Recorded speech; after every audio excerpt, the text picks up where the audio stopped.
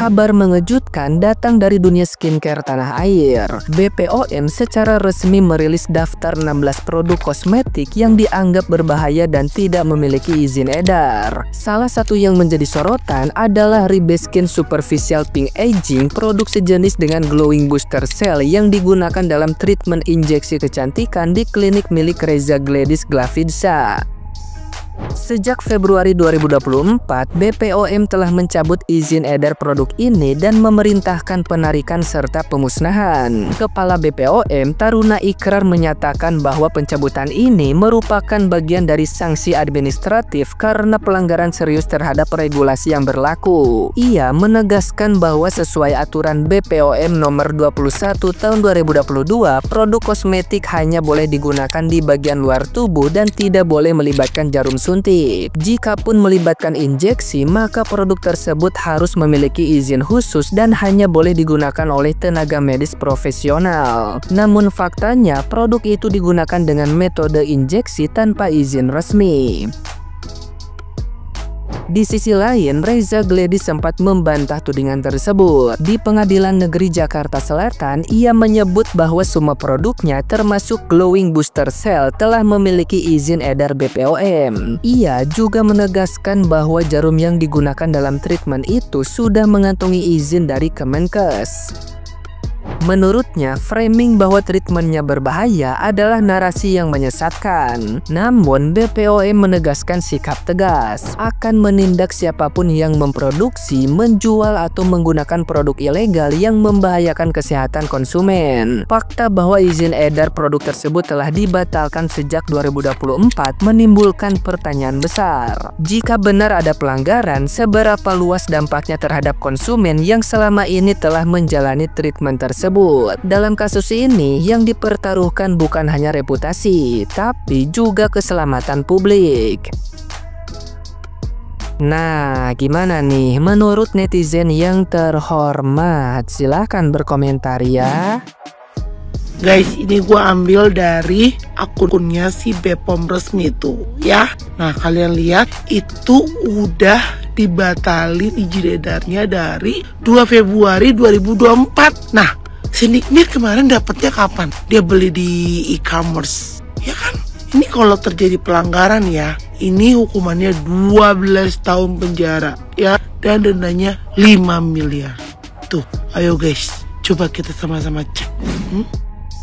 Lah loh, izin bertanya-tanya. Untuk Mbak RG waktu di persidangan itu kan udah disumpah di bawah Al-Quran. Terus NM juga nanya, yang ada jarum-jarum yang diklaim sebagai treatment padahal produk itu katanya dicabut izin edarnya di bulan November tahun 2024. Lah, kok BPOM ngerilis izin edarnya dicabut Februari 2025? Gimana ini briefingnya? Aduh, apa iya BPOM berdusta dan berbohong? Ini izin bertanya-tanya ya. Soalnya ini jadi pertanyaan karena tidak terjadi sinkronisasi. Terus kalau udah kayak gini kejadiannya, gimana ini endingnya? Aduh, jadi pucing. Kan gue bilang apa? Biarin dia giring-giring. Sorry sayang, kalau kita ini berdasarkan fakta bukan berdasarkan asumsi. Lu lihat nih ya, selain produk tersebut, BPOM juga telah mengumumkan 16 produk kosmetik yang melanggar aturan yang berbahaya selama periode 2023 sampai dengan Oktober 2024. Nah, di sini ada produk apa tuh? Ribeskin sama Godeskin DNA Salmon. Kalian tahu lah semua itu produk punyanya siapa ya, udah tahu ya, 2 dokter yang suka flexing ya. Udah, ini bakalan geger nih besok nih. Besok bakalan geger nih. Semua terungkap dengan jelas. BPOM sudah rilis. Mau ngomong apa lagi kalian, ha? Mau ngomong apa lagi? Udah, kalau salah, udah bilang aja salah. Minta maaf ke publik. Yes, gue salah. Udah gitu aja. Gak usah yang namanya bikin huru-hara. Oh, mampus. Lu lihat ya, buat para pendukungnya Reza Gladys, jangan pura-pura buta lu. Hah? Produk siapa ini? Sejak tanggal 2 Februari 2024, BPOM telah resmi membatalkan izin edar produk tersebut. Nikita Mirzani dapatnya kapan? 2025 kan dapatnya? 2024 ujung atau?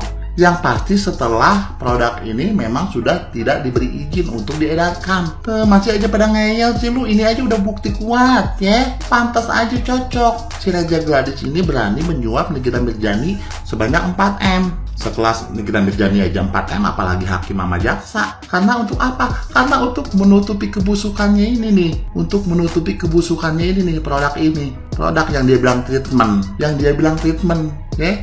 Ini sudah membahayakan. Apalagi ada jarum suntiknya, udah jelas-jelas jarum suntik ini cuman bisa digunakan oleh ahli medis. Lah ini malah dijual belikan sama masyarakat nih kagak dikasih tahu cara pemakaian seperti apa.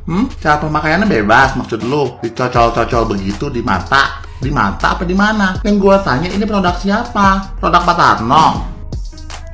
Ini aku tanya dengan kalian dengan nada lembut dan memang bertanya. Ini kan BPOM sudah bersabda ya guys, bahwa nih Glavitsa Glowing Booster Cell itu tidak terdaftar di BPOM. Masalahnya Dr. Reza tuh bilang ini bukan skincare atau obat, melainkan treatment. Jadi yang benar Dr. Reza atau BPOM? Tanya nih gue. Nah pertanyaan gue nih, berarti itu kan izinnya harus dari Kemenkes kan? Karena bukan obat dan skincare. Pertanyaanku, apakah emang ada nomor dari Kemenkesnya? Itu yang paling utama. Kalau BPOM membuat pernyataan ini, itu sebenarnya itu produk skincare atau treatment? Itu pertanyaan gue yang tidak terjawab. Kalau treatment, kenapa menurut penuturan dari Nikita Mirzani yang ini, produknya Dr. Reza Gladys kenapa diperjual belikan di e-commerce? Kan itu ada jarumnya, jadi nggak boleh gitu loh guys dilakukan sembarangan, harus ada pemantauan dari dokter dan diaplikasikannya juga dari dokter. Jadi menurut gue ini bukan lagi Reza Gladys lawan Nikita Mirzani, tapi Reza Gladys melawan pernyataan dari BPOM. Yang bener yang mana? Apakah ini treatment? Apakah ini produk? Ini aku sumpah bingung banget dengan huru-hara ini. Jadi aku bertanya dengan kalian. Jujur gue bingung sama para orang-orang skincare itu ya sebenarnya. Kalian tuh kenapa sih sekarang pada berantem semuanya satu sama lain, saling menyerang, saling pembenaran diri sendiri? Gue tanya. Tujuan kalian jualan skincare itu apa? Buat bikin muka orang Indonesia glowing, cantik, manja, plumpi, atau hanya untuk memperbanyak pundi-pundi rekening Anda sendiri, para dokter-dokter yang nggak mau dibilang abal-abal? Berantem loh kalian semua satu sama lain sekarang, berantem sana sini, nggak peduli sama kulit masyarakat Indonesia kayak gue contohnya, coy. Sudahlah ye. Pinter netizen sekarang udah pada pinter, udah pada ngerti mana yang memberikan edukasi, mana yang cuma pengen memperkaya diri sendiri.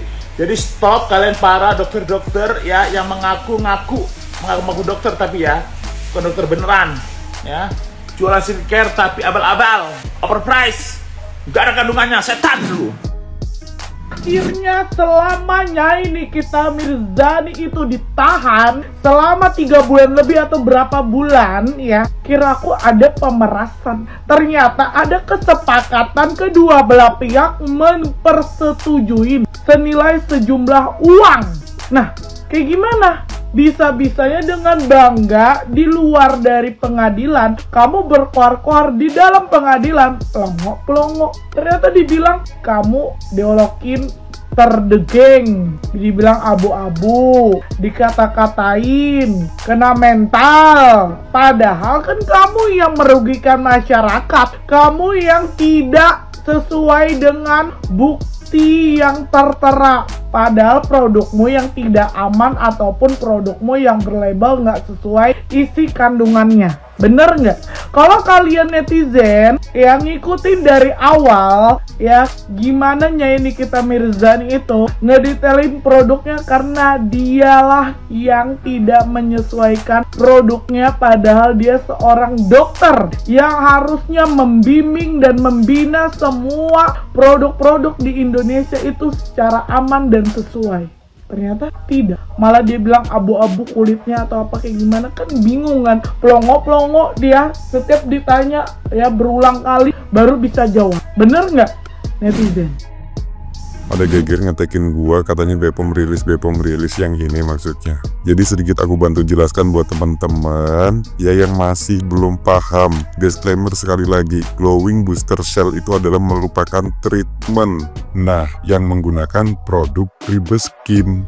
Jadi yang ada izin edarnya Ribeskin. Nah, pada saat itu Ribeskin masih menggantung izin edar. Itu dicabutnya pada bulan November 2024. Sedangkan Dr. Reza jauh sebelum itu sudah menghentikan penjualannya. Nah, Dr. Reza menghentikan penjualan di bulan Mei 2024. Itu pun bukan bentuk barang, bentuk voucher dan dilakukan tindakannya di klinik.